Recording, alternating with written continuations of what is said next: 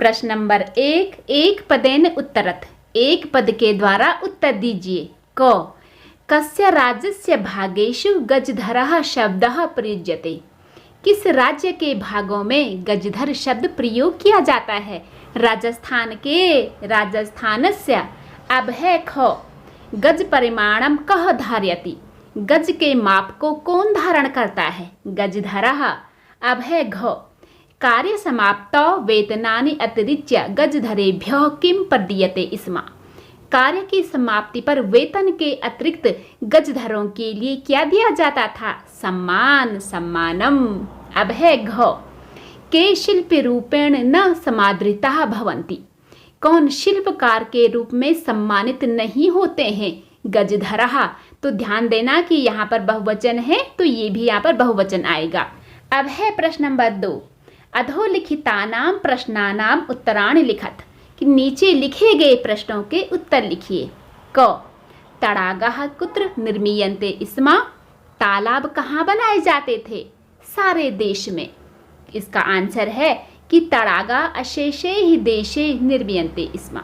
अब है ख, गजधरः कस्मिन् रूपे परिचितः? गजधर किस रूप में जाने जाते हैं? समाज की गंभीरता को मापने वाले के रूप में। तो इसका आंसर है कि गजधरः समाजस्य गांभीर्य मापकः इति रूपे परिचितः। अब है इसमें ग, कि गजधरः किम कुर्वन्ति स्म? कि गजधर जो है क्या करते थे? तो वो जो नया निर्माण होता था उसकी योजना को प्रस्तुत करते थे, होने वाले खर्चे का आकलन करते थे और जो भी उपकरण उसमें लगने हों वो सब वो इकट्ठा करते थे। तो यह है इसका आंसर कि गजधरः नव निर्माणस्य योजना प्रस्तुवन्ति स्म, कि गजधर नए निर्माण की योजना को प्रस्तुत करते थे। होने वाले खर्चे अर्थात भावी व्ययम आकलयन्ति स्म, होने वाले खर्चे का आकलन करते थे और उपकरण भारान संग्रहति स्म, और जो भी उपकरण उसमें लगने हों उसे वो इकट्ठा करते थे। अब है इसमें घ, के सम्माननीया अर्थात सम्मान के लायक कौन है? गजधरा। तो ये भी ध्यान देना, के है यहाँ पर बहुवचन में तो गजधरा भी आएगा बहुवचन में, कि गजधरा सम्माननीया। अब है प्रश्न नंबर 3, रेखांकितानि पदानि आधृत्य प्रश्न निर्माणम कुरुत। रेखांकित पदों को आधार करके प्रश्न का निर्माण करिए। पहला है इसमें क, सुरक्षा प्रबंधनस्य दायित्वम गजधरा निभालयन्ति स्म। सुरक्षा व्यवस्था की जिम्मेदारी गजधर संभालते थे। तो प्रश्न बनेगा सुरक्षा प्रबंधस्य को लेकर के कि किसकी जिम्मेदारी, तो किसकी की संस्कृत होती है कस्य। बाकी सारे के सारे वर्ड सेम सेम कॉपी हो जाएगा और हमें प्रश्नवाचक चिन्ह कभी भी नहीं भूलना है। अब इसका प्रश्न भी पढ़ लेते हैं कि कस्य दायित्वम गजधरा निभालयन्ति स्म। अब है ख, कि तेषां स्वामिनः असमर्थाः सन्ति, कि उनके स्वामी असमर्थ हैं। तो प्रश्न बनेगा तेषां को लेकर के कि उनके, तो प्रश्न बनेगा किनके, तो किनके की संस्कृत होती है केषां। केषां स्वामिनः असमर्थाः सन्ति। अब है ग, कार्य समाप्तौ वेतनानि अतिरिच्य समानमपि प्राप्नुवन्ति, अर्थात कार्य की समाप्ति पर वेतन के अतिरिक्त सम्मान भी प्राप्त करते हैं।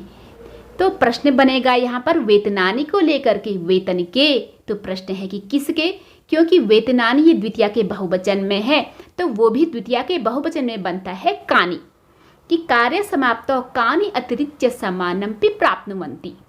अब है इसमें घ, कि गजधरः सुंदरः शब्दः अस्ति, कि गजधर सुंदर सा शब्द है।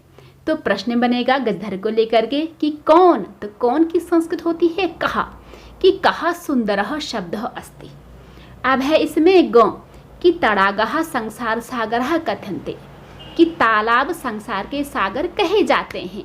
तो प्रश्न बनेगा कि कौन, तो तड़ागा जो है बहुवचन में है तो वो भी बहुवचन में बनता है के, कि के संसार सागरः कथन्ते। अब है प्रश्न नंबर 4, अधोलिखितेषु यथापेक्षितम संधिम वा विच्छेदम कुरुत। नीचे लिखे गए में यथापेक्षितम यानी कि जैसा पूछा गया है उसके अकॉर्डिंग संधि या फिर विच्छेद करिए। तो जब छोटे छोटे शब्दों को मिलाकर एक बड़ा शब्द बनता है तो उसे कहते हैं संधि, और जब बड़े शब्द को अलग अलग करके छोटे छोटे शब्दों में लिखते हैं तो उसे कहते हैं विच्छेद यानी कि अलग होना। हालांकि ये सभी लोग जानते हैं, लेकिन कुछ कुछ बच्चे नहीं जानते हैं, तो ये सब जो है उन्हीं के लिए है। तो पहला है इसमें क कि अध्या प्लस अपि अध्यापी। तो ध्यान देना, अ प्लस अ जो मात्रा के लिए है, तो यहाँ पर आ की मात्रा बन गई है। अब है ख स्मरण प्लस अर्थम। तो यहाँ पर भी अ प्लस अ का आ बन गया है, स्मरणार्थम। अब है ग कि इति प्लस अस्मिन इत्यस्मिन। तो यहाँ पर ई और ओ का य बना है, इत्यस्मिन। अब है घ कि एतेषु प्लस एव। यहाँ पर है एतेष्वेव। तो यहाँ पर उ प्लस ए का बना है व। अब है यहाँ पर ग सहसा प्लस एव, यानी कि सहसैव। तो अब इनका अर्थ भी देखते हैं कि अध्यापी आज भी, स्मरणार्थम यानी कि स्मरण करने के लिए, इत्यस्मिन यानी इसमें, एतेष्वेव यानी कि इन पर ही, सहसैव अचानक ही। अब है प्रश्न नंबर 5, मंजूषातः समुचितानि पदानि चित्वा रिक्त स्थानानि पूरयत। कि मंजूष से समुचित पदों को चुन करके रिक्त स्थान की पूर्ति करिए। तो ये बॉक्स है हमारा मंजूष, उससे हमें पदों को चुनना है। पहला है इसमें क छात्राः पुस्तकानि गृहीत्वा विद्यालयं गच्छन्ति। कि छात्र पुस्तकों को ग्रहण करके विद्यालय जा रहे हैं, मीन्स पुस्तकों को ले जाते हुए विद्यालय जा रहे हैं। अब है ख मालाकारः पुष्पः मालाः रचयन्ति। जो माला बनाते हैं उन्हें मालाकार बोलते हैं, तो मालाकार पुष्पों के द्वारा माला बना रहे हैं। अब है ग मम मनसि एका जिज्ञासा वर्तते। कि मेरे मन में एक जिज्ञासा है, यानी कि मेरा मन कुछ जानना चाहता है। अब है घ रमेशः मित्रः सह विद्यालयं गच्छति। कि रमेश दोस्तों के साथ विद्यालय जा रहा है। अब है ग कि सहसा बालिका तत्र अहसत। कि वहाँ अचानक बालिका हंसी। अब है प्रश्न नंबर 6, पद निर्माणम कुरुत। पद का निर्माण करिए। तो एक साइड है इसमें धातु और दूसरी साइड है इसमें प्रत्यय। इन दोनों को ऐड करके हमें बनाना है पद। तो स्पेशल प्रत्यय का स्पेशल मीनिंग निकलता है, जैसे कि यहाँ पर तुमुन है जिसका अर्थ होता है के लिए। तो क्री प्लस तुमुन यानी कि कृतुम करने के लिए। ह्री प्लस तुमुन का बनता है हरतुम यानी कि हरण करने के लिए, यानी कि बलपूर्वक छीनना होता है ना हरण। अब होता है त्रि प्लस तुमुन तरतुम यानी कि तैरने के लिए। अब है इसमें कत्वा प्रत्यय जिसका अर्थ होता है कि करके। नम प्लस कत्वा नत्वा नमस्कार करके। एक होता है इसी के जैसा नी प्लस कत्वा नीत्वा जिसका अर्थ होता है ले जाकर। अब होता है गम प्लस कत्वा गत्वा जा करके। अब होता है त्यज प्लस कत्वा त्यक्त्वा त्याग करके। तो यहाँ पर है भुज प्लस कत्वा भुक्त्वा खा करके। इसमें है ल्यप प्रत्यय जिसका अर्थ होता है कर। तो इसको हम देखते हैं कि उप प्लस गम प्लस ल्यप। तो इसका बनता है उपगम्य यानी कि पास जाकर, कर आया ना लास्ट में। तो यहाँ पर है समपूज ल्यप यानी कि समपूज्य पूज कर। अब है आनी ल्यप आनीय लाकर, प्रदाल्यप प्रदाय देकर। अब है प्रश्न नंबर 7, कोष्ठकेषु दत्तेषु शब्देषु। कोष्ठक में दिए गए शब्दों में समुचितां विभक्तिं योजित्वा उचित विभक्ति को योजन करके मिला करके रिक्त स्थानानि पूरयत। रिक्त स्थान की पूर्ति करिए। यथा एक इन्होंने दिया है कि विद्यालय परितः वृक्षा सन्ति। कि विद्यालय के चारों तरफ पेड़ हैं। तो ध्यान देना है आपने कि परितः उभयतः सर्वतः और एक और है यहाँ पे धिक। तो इसमें हमेशा द्वितीय विभक्ति लगती है। क ग्रामम उभयतः ग्रामः सन्ति। गांव के दोनों तरफ गांव हैं।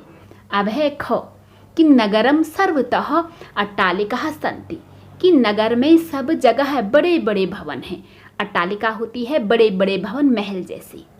अब है ग कि धिक का पुरुषम कायर पुरुष को धिक्कार।